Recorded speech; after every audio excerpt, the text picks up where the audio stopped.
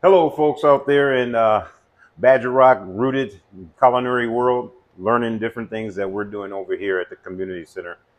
And I know that the kids do a lot of things, and then we have guests doing a lot of things. And today, Sarah's got me doing basically sweet candied yams, sweet potatoes. I eat the same thing in my opinion.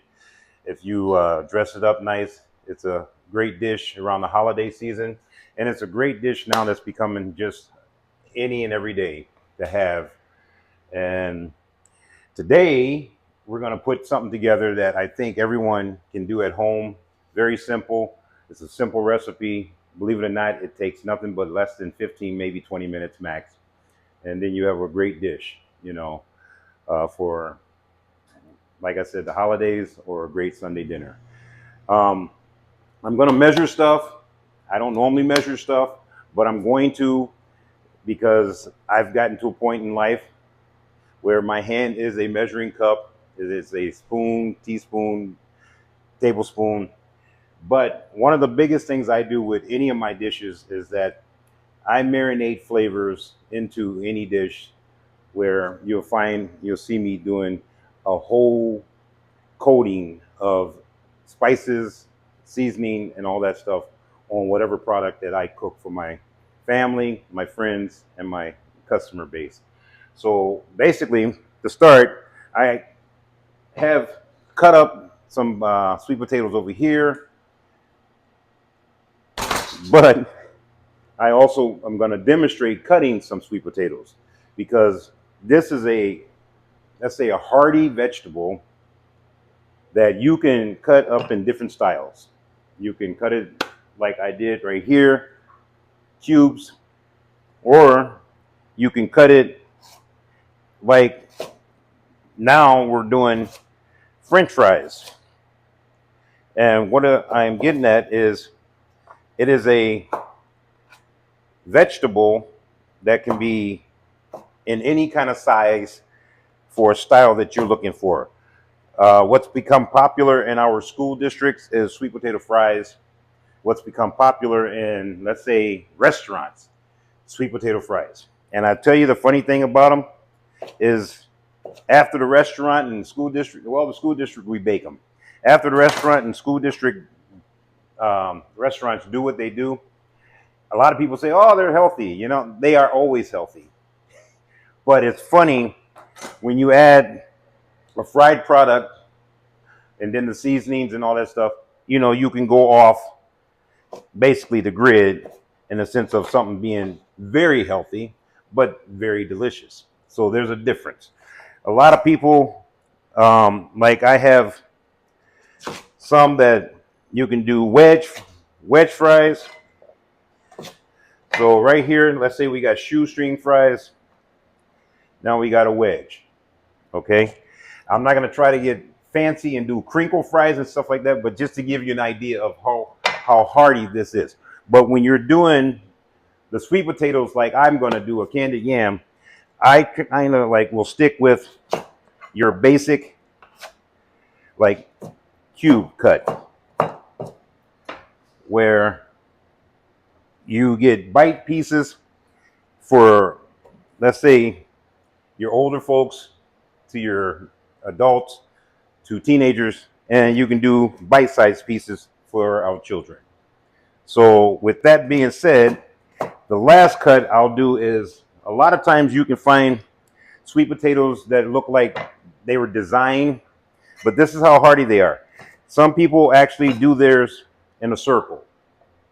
In the circle ones, if I can go back on my childhood, is how we did them in church. Okay? So that's just to give you an idea of how diverse this vegetable is in a sense of cutting it without mushing it and mashing it together. So anyway, without further ado, first thing I'm going to do is I'm going to put my butter in the oven to just let it warm up, because my butter, and that is a pound of butter, just want you to know this is one of those dish that if you are always worrying about your size and all that stuff and your health and all that stuff, I would say once a year or twice max. But if you're like me, how I have a customer base to just anytime I do an event, mac and cheese, number one, greens, number two, mashed potatoes, number three. Surprisingly, out there in culinary world, a lot of people think that should be number one, but my yams come in fourth place. Okay, so today, people who have ordered this dish will better not start making it at home. But anyway, I'm going to share it with you. And the first things I do is I put all my ingredients together. When I say I put all my ingredients together, that means every sweet potato is going to get coated with everything that you see right here. I have my vanilla, I have my cinnamon, I have my nutmeg, and I also do different things with all my food. I have garlic powder, I have Lowry's mixed with pepper and Lowry seasoning. Then I have my brown sugar, I have honey, and I also, before I even get that started, I'm gonna spray my pan. I always spray it with a butter flavor. All right? So right then and there, everyone should know this is not a dessert, it's a side dish, but people have looked at it as a dessert. So now I'm going to measure out stuff into this bowl right here, and I'm going to start with, this is a 2-pound bag of brown sugar, but don't be alarmed, I'm only going to use a pound. So what I do is I kind of like put in like like a grip here, and that's half of a bag. So I'm going to use half a bag in my, and what I'll do, just to give everyone an idea at home, is I'll measure out what a half a bag is like. Okay?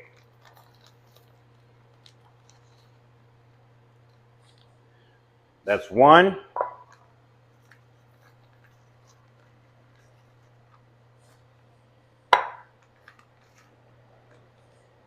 2. I want to make sure I don't cheat myself out of my half a bag. And that's exactly what I thought. That's 3. 3 cups of brown sugar.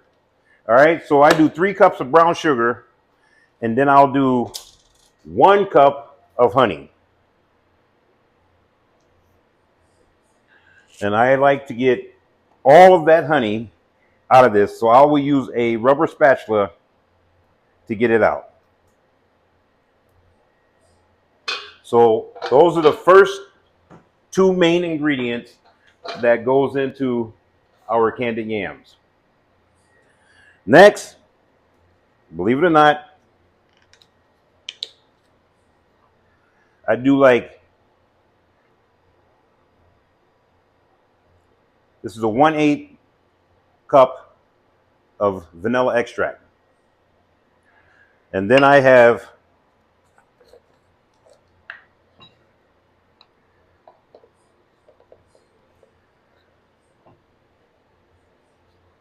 let me do 2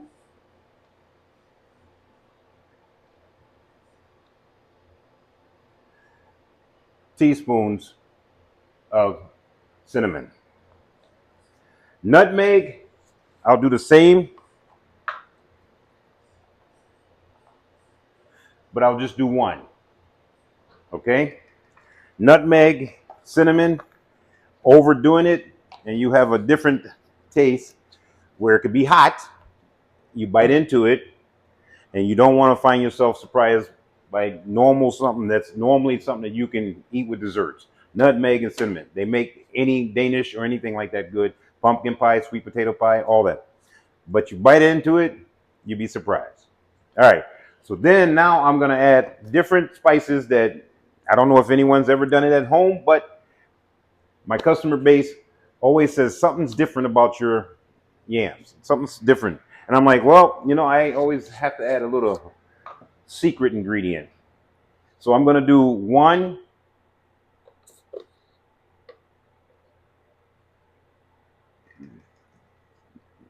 teaspoon, but I do 1 tablespoon of the Lowry's. Now, let me check on the butter, because what I do next is I put the butter in this, I mix it really well so all these ingredients get merged together, and I'll coat my potatoes with all that stuff. So in other words, every last one of these beautiful yams is going to get coated, and then I'm gonna layer them into this pan. Okay, so a lot of things I've learned to do is watching grandma, of course, watching my mom, and watching my great aunts of Milwaukee who are great cooks. And each one left me with an impression to do something with my food. So when I'm doing something like this, I will think of a lot of different people in my life, you know.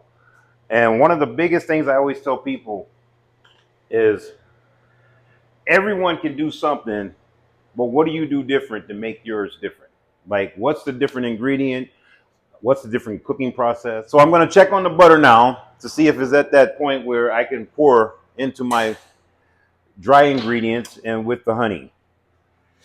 Because basically, and I'm using mitts because I don't normally do, but I'm going to do it today because I don't want to embarrass myself. But I merged the butter into the dry mix with honey. I put this over here so I don't grab it. And basically, I'm making like a paste full of flavor that I'm going to pour over my potatoes. Well, actually, I'll tell you what I'm going to do. I'm going to pour those potatoes into this bowl after I get all this stuff mixed up together. So if this reminds anyone of homemade caramel and stuff like that, well, that's probably not far off on your imagination. So once I get everything mixed together, and I'm a person that don't like to waste no ingredients. So what I'm gonna do is use these big gloves. And when I mean I don't like to waste nothing, I'm taking everything, including the residue of the butter and all that, because no sweet potato uncovered. All right, I'm just gonna put those potatoes in there just like that, and I'm gonna mix all these potatoes with all that goodness. So all the spices and everything is mixed together really well. And then I just get in there. And this right here is as easy as you can come to making sweet candied yams. I actually, and I'm going to tell you, I'm doing this immediately in the pan and all that. I actually do this the night before and leave these in a pan like this. So don't ask me why. Not like it's going to get any sweeter or anything like that, but it's just I prep differently. I'm always ahead of the game. So next, I'll just let it naturally fall into the pan.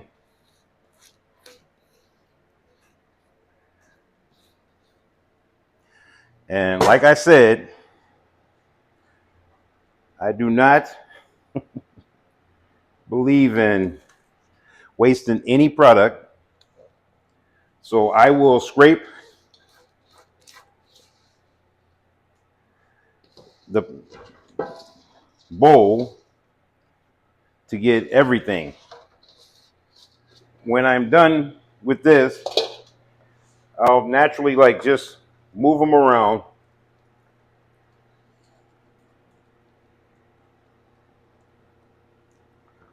where you can see that every potato has got paste on it. Brown sugar, honey, the spices, all that. So your butter's in there, your brown sugar's in there, everything. You don't have to add anything else to it except, I always cover my stuff with clear wrap and then foil. And this goes in the oven on 325 for like an hour and a half, because these potatoes are hardy. So an hour and a half covered. And then the last half an hour, I uncover them. So that's when they become caramelized, Now, I went ahead and I made a small batch just to give folks at home an idea of what the finishing product looks like. So the next stage I'm going to do is I'm going to wrap this, and I always do a double wrap, clear wrap. I'm known in the restaurant business, in the culinary world, as Saran Wrap man. It's true. Because I believe in the 24-inch film, because if you ever have an accident, you won't lose your food. Trust me, What I'm going to do after I put this in the oven, covered with foil, is I'll give, if you want to take notes on how to cut back on the calories and stuff like that, what you can omit. Like, for instance, you can just use honey. You don't have to do the brown sugar. You could do a little bit of white sugar compared to the brown sugar, which is heavier. You can omit different spices.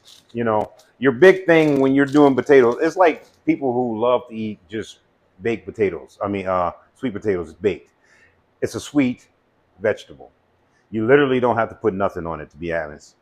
A little salt and pepper, or no salt and pepper. But it is definitely, when I was somewhat dabbling in natural bodybuilding a long time ago, it was a staple to eat.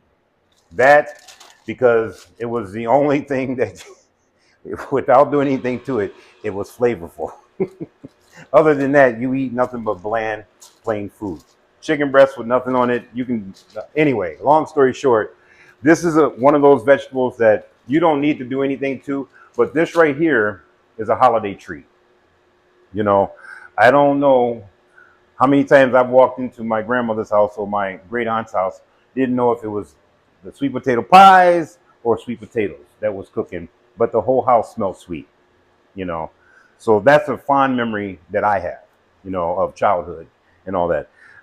Thanksgiving, when people come around to pick up their fried turkeys, they can smell it's like smelling like a home in here.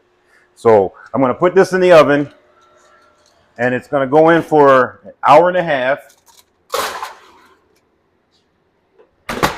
And I don't think out there in TV land we got an hour and a half, but I do have a smaller batch that I did that is basically ready to be shown of what your product will look like.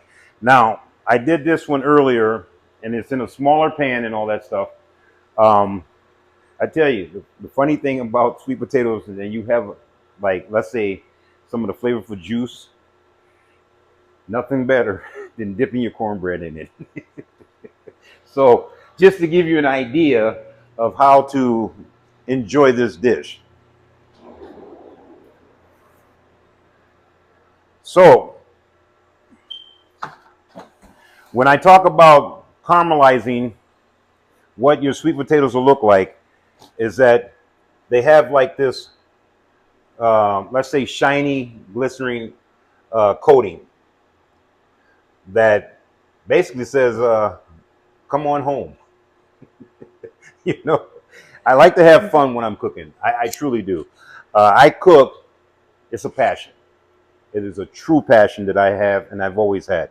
And I tell people, no matter what occupation you do in life, you better find a passion in doing it. And I've been very fortunate to be able to do what I do and share with people. And that is cook home style dinners, cook for just large groups, small groups, anything. But I love sharing recipes with people because it gives me a chance to reflect back on my childhood, for one, and sit down and just enjoy a good meal, you know. So, um, other than that, talking about the locale of this, though, like I said, you don't really need to do anything other than make it into a special dish. You can just bake a sweet potato at home, cut it open, and enjoy it because it is definitely a treat.